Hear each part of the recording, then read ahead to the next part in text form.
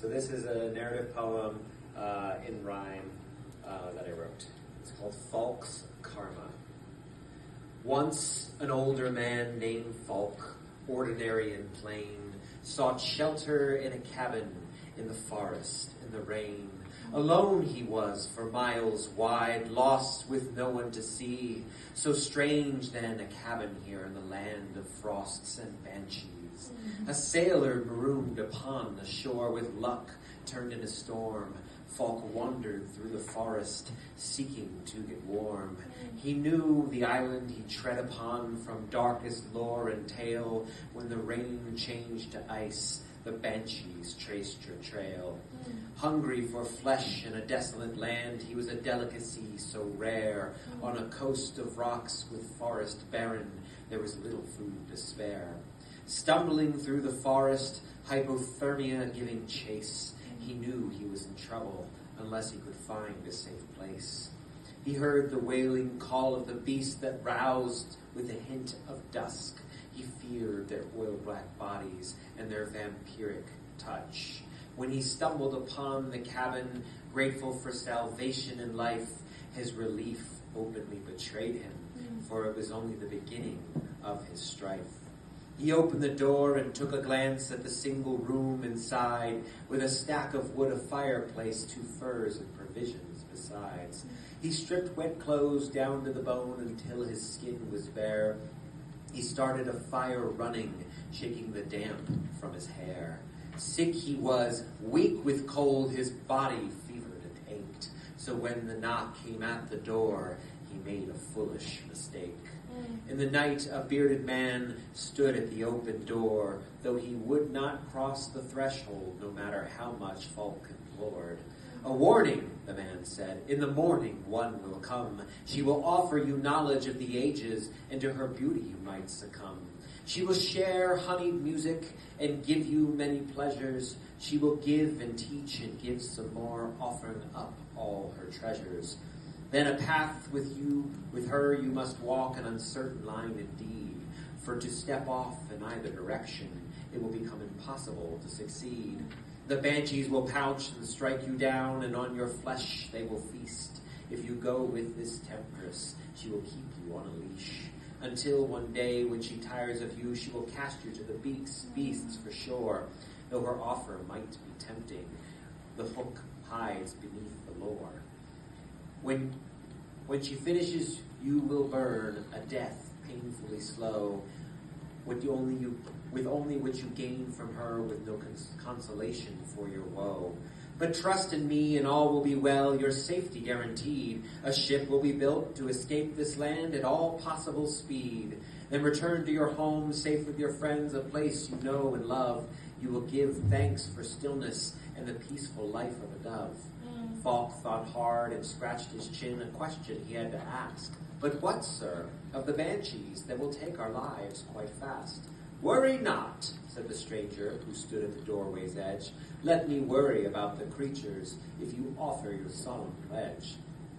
First, though, you must listen to her offer, for each of us is bound to make you a deal of which you must choose the one that seems most sound.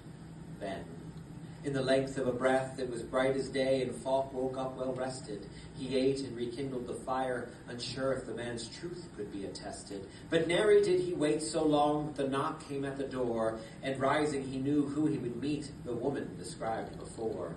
Nor was he disappointed at her beauty and blue eyes. He wanted to hear her offer, and heard of wonder and surprise.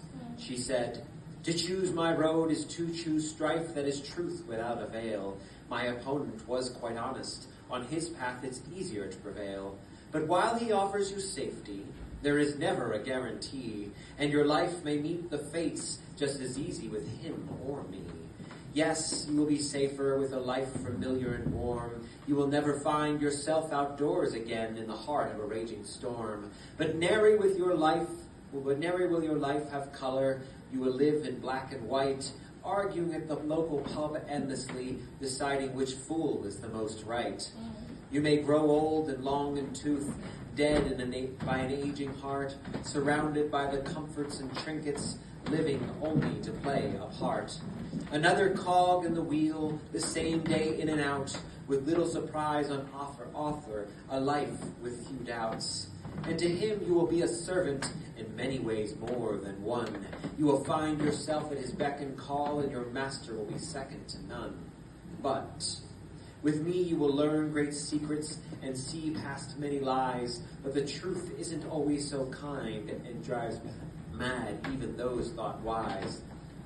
To follow my path is the bigger risk. I will tell you no lies, but ask yourself which journey is truly the better prize. I offer you treasures of life and pleasures beyond your mind, but in equal measure you will find pain and become much maligned. I offer you both up and downs with no safeties guaranteed, but then they say you only live once, so you must choose wisely indeed. A life of safety or great risk, which path will you choose? You must decide, dear Falk, what you are willing to lose.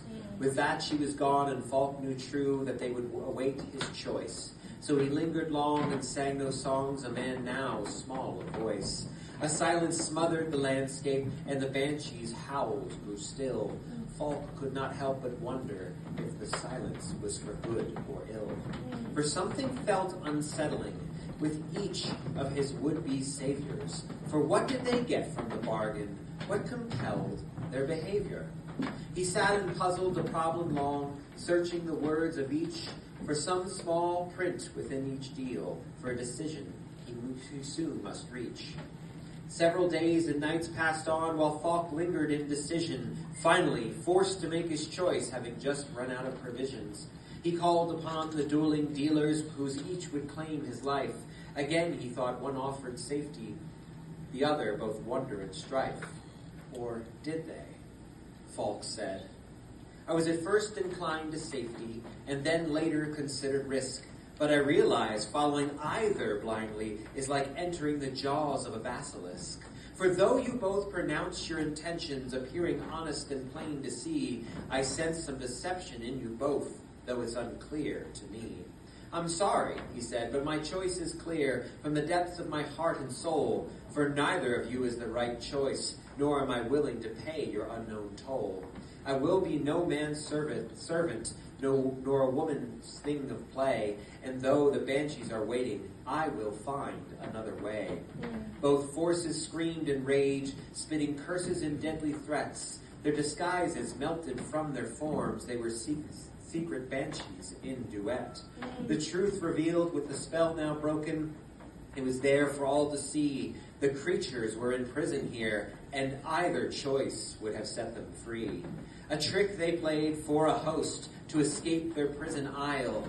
Each tempted him with a different fate, using duality with malice and guile.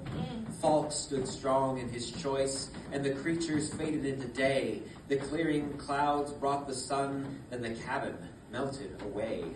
Falk stood in a field of roses, with wondrous colors abound. The trees had fruit aplenty, and wild game was all around. Falk stepped out onto the path, uncertain of where it went, but smiled the illusion. Beyond the illusion, for now his joy would never relent. Wow.